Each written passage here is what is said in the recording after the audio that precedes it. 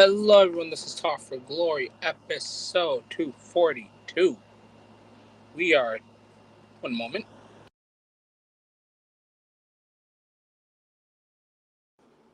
There we go. We are 24 hours from night 2 of the hottest party of the summer.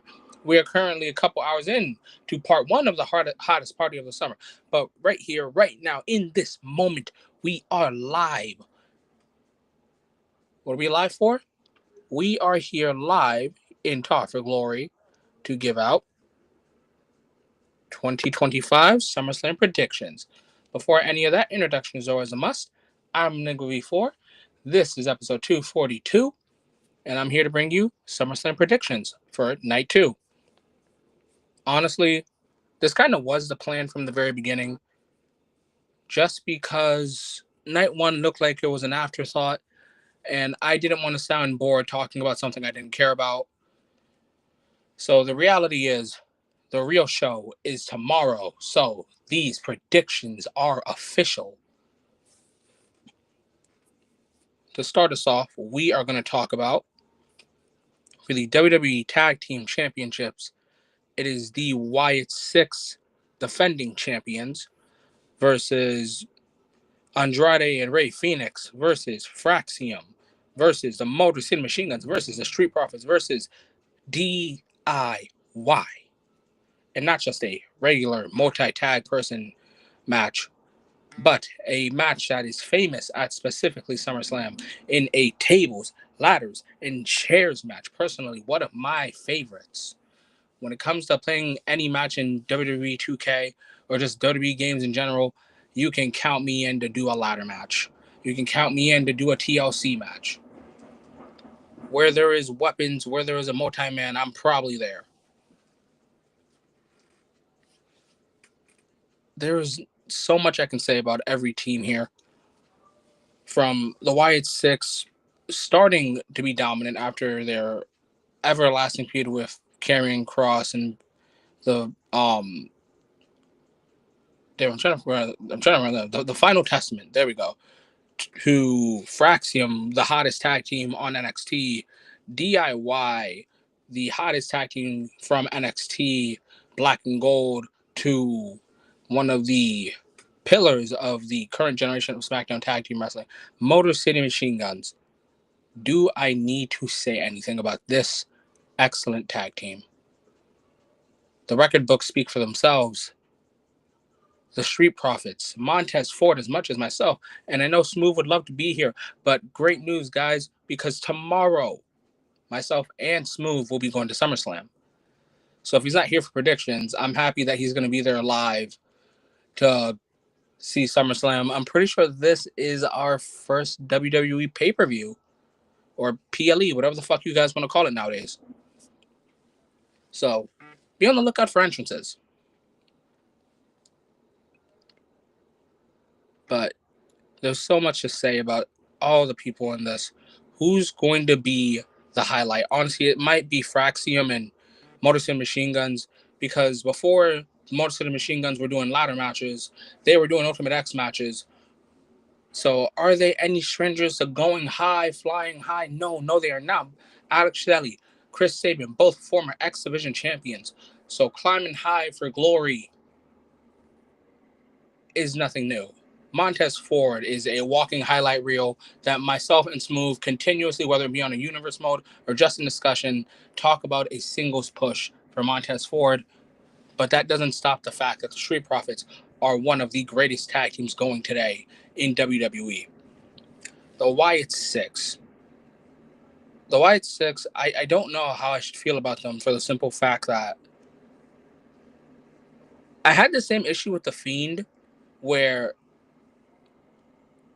like their presence and like those couple few matches that they did were enough for me. Like putting a title on them, if anything, kind of nerfed them. Like putting the Universal title on The Fiend nerfed the hell out of him.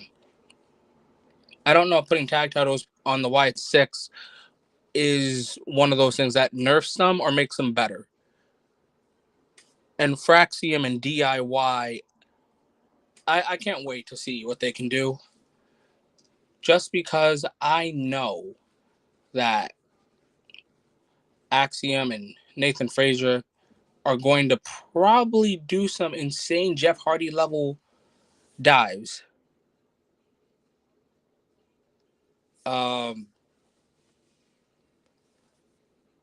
Yeah, there's really nothing I could say. This is more of a shut up and watch kind of deal because, guys, so many teams, there has to be a winner. This is Talk for Glory, but we do predictions, but we also need to choose that winner. And I got to say, I think the Motor City Machine Guns are going to be the ones to walk out of New Jersey with the tag team championships. Now let's dive into some singles action with Becky Lynch versus Lyra Valkyria for the WWE Women's Intercontinental Championship, where if Lyra Valkyria is unable to beat Becky, I'm trying to remember. I think it's if Lyra loses to Becky, then Lyra cannot challenge as long as Becky's champion. Or it's the other way around. All I know is this is the last time. One last showdown. It's in New Jersey. It's a no-hold-barred match. Everything is up for grabs. Whether it be pride, whether it be glory, whether it be a championship, everything here is going to be on the line. The man versus the Nightwing, Bird Lady, whatever the hell we have called Lyra. Who knows? Maybe Lyra might be a possible breakout superstar of the year. Maybe. There is honestly only one thing I can say about this match, and it's that I need Becky to do something that doesn't involve a championship because she's starting to reach Charlotte Flair levels where it's, why can't she be booked outside of a title? So after this, I wouldn't mind Becky just challenging the upper echelons of the Raw brand that aren't champions, because you can still be a main eventer without a title. But yeah, that's kind of what I want for Becky. And because I've given that prediction, that means I clearly want Lyra Valkyria to win this. And then I want Lyra to, again, go back to successfully feuding with the mid-carders of the women's division. But we're not done talking about the Intercontinental Championship, because now we talk about for the men's Intercontinental Championship, defending champion Dominic Mysterio versus, he's been waiting, he's been stalking, hell, he's even been praying, the phenomenal AJ Styles. Look, I want AJ to win this. I kind of don't care about this match. I have just been laughing at how hard AJ has been trying to get this match, from waiting for Dom to get cleared to being one of the doctors, to being a valet, to being there was probably like one more thing AJ was doing. Yeah. AJ went from being a valet. AJ went from being a valet to a doctor to praying to just genuinely just stalking Dom, waiting for that IC title match. And he did have a note. Dom did have a note. It just so happens that conveniently, on one of the episodes of Raw, Dom had enough adrenaline in his soul. He had enough fighting spirit to help Raquel and Roxanne retain the tag titles. And hey, I guess that was enough convincing for Adam Pearce, because he went, you're moving pretty good, man. I think you're fine. I think you can defend that title. So if Dominic Mysterio is going to defend the title, hell, why not be at the hottest party of the summer? Because Dom and SummerSlam, they have a unique friendship. They have an interesting relationship. Because when you think of Dominic Mysterio and you think of Dominic Mysterio and SummerSlam, you might think of a ladder. You might think someone's fighting for custody. You might think of something along those lines. Honestly, I wish this. I wish that instead of the tag titles, it was the Intercontinental Championship. And for some reason, they said custody of the Intercontinental Championship. I don't know, just something to remind Dom of basically his first big break in WWE. But now we wait for the great match that they're going to have, because Dom is a rising star. AJ Styles is a veteran, a former world champion everywhere he goes, and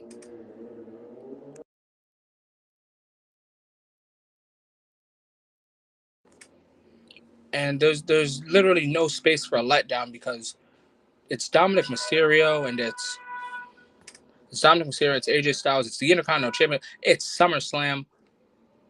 Again, there's just no room for a letdown. So, with that being said, I actually have AJ Styles becoming the new Intercontinental Champion. So now that we're done with the Intercontinental Championship, let's talk about the other title that's on the other show, and that is the United States Championship. In a steel cage match, defending champion Solo Sikoa versus a man that's already been chained down, locked up, whatever you want to call it, Jacob Fatu. As much as I want this to be the bloody, bludgeoned steel cage match I would have wanted it to be, I already see it. I already see Jacob about to win, and then God and Jeff Cobb are all gonna come out, or like two people are gonna come out. I don't know. It's just like the fact that I can just feel it in my soul that Solo's gonna have Gorillas of Destiny and Hikuleo and Jeff Cobb, and Jacob's probably just gonna have Jimmy, which honestly makes me wonder. And I hope this really isn't the case. I really don't want for War Games for it to be the Bloodline, like the OG Bloodline, the OG3, and Jacob Fatu versus Solo Sikoa and the New Japan DOC. But I got Solo retaining, and hopefully he becomes a fighting champion. Like, I want to see Solo kick ass. Like, I was expecting him to have like a dominant run with the North American title. That's why he kind of challenged for it like 50 times. But, it didn't happen, and that's okay. That's okay. Things don't always go the way we planned. But hopefully Solo can be a menace with the United States Championship. That's why I've still got him retaining. Now let's go to the co-main event. It is the WWE Women's World Championship in a triple threat. It is, yes, correct. Yes, you hear that correctly. Defending champion Naomi versus Rhea Ripley versus the genius, the queen, the leader of the sky, Io Sky. There's a piece of me that wants Io to win. That's the bias talking. But I'd be a liar if I said Naomi has gone on too damn long without the world title, without even a championship in that regard. I want to see Naomi climb to the ranks of betterment when we talk about world champions in wrestling. I want Naomi to be in that list, because to my knowledge, when it comes to Naomi, or as some of you guys in TNA know, or as Trinity, like, you guys loved her Knockouts title run. So I want to see that. Like, here on Top Floor, we don't hide the fact that myself and Smoove do not watch TNA. We don't. Like, no shame. Everyone can choose whatever the hell they want to watch. So I didn't see Naomi. I didn't see Trinity as Knockout champion. So show me what I missed, but in WWE form. I need to see what everyone else saw. as I love E, it's the same thing I said about I need her to fight the upper echelons of the Monday Night Raw brand. Same thing with Io. Same thing with Rhea. Let them fight the upper echelons. I'll even say this. I don't even think we need Io versus Asuka for a title. Just give it to me one-on-one. If you want to do Rhea versus Stephanie one-on-one, maybe you send Rhea to SmackDown so she could have a one-on-one against Julia. That would be fine. But I need a change. I need them out of the title picture, and I need to see Naomi as a world champion. So, as much as it sucks, I'm going to say I've got Naomi winning. All right, guys, so we're about to hit the main event. Truly the real main event of SummerSlam. I don't know what's going on right now. I don't care, honestly. But we're about to hit the main event, guys. So thank you to everyone that'll be listening to this. I know this is a bit fast. But as you guys already know, when we're about to hit the main event, we do the one important thing when it comes to Talk for Glory. That is to follow the socials.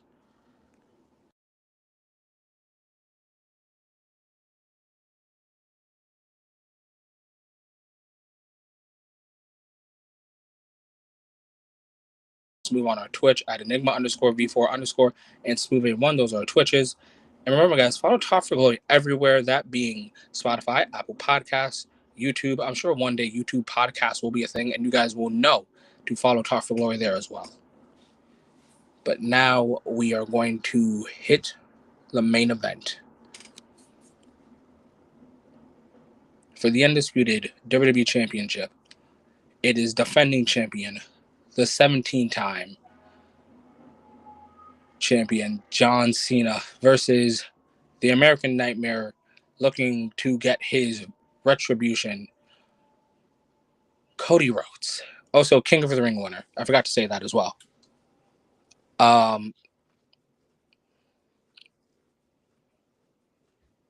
So this build is better than the WrestleMania build, honestly. It genuinely feels like Cody has someone to bounce off of, and Cena has something to actually say. And it's not just Cena getting laid out every week. Now we are at the point. Now we are at the point where both guys are baby faces, and a lot of people are saying that this is an act. Cena's still going to betray Cody's trust. This is to lure Cody into a false sense of security. What if it's the other way around? I've been saying for the last week or two that I would love a double turn. And I know a lot of people are saying that why would Cody turn heel, or for the odd number of you people that think that Cody can't be a heel. It's like you guys just forget that Cody's been a heel the majority of his career. Like, just because he's currently the hottest babyface in a couple people's eyes, that doesn't change the fact that since 2006 or 7, Cody Rhodes was a face, then majority of the time afterwards heel, then face, then pre-AEW heel. So the possibility for the American Nightmare actually living up to his name is not out of the question. And honestly, I viewed in a DC sense, I viewed WrestleMania as the what if Superman went evil versus